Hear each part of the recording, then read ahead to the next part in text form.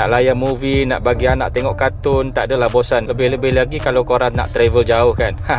Best guys yang ni. Pilihan dekat beg kuning tu ada banyak tau. Yang aku mula-mula ambil ni, ini biasa punya. Yang ni 2GB juga, tapi yang ni 64GB punya ROM lah. Dia upgrade sikit.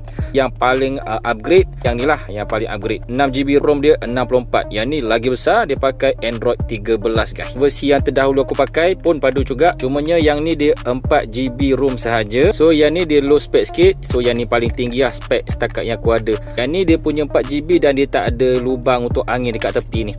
Yang ni dia ada lubang angin dekat tepi, so takkan panas lah, dia kurang panas, dia keluarkan haba dekat sini.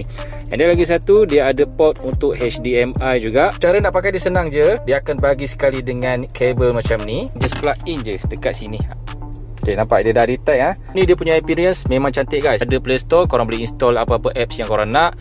Yang ni ada all app dia kat sini. Ada wifi, bluetooth, dan korang boleh layan macam biasalah. Layan movie ke, nak layan lagu ke, masa korang drive tak adalah korang bosan. Paling penting korang tak payah tukar korang punya player ni, tak void warranty guys. Pakai je player asal, tapi dah macam pakai Android player bila korang ada ni guys.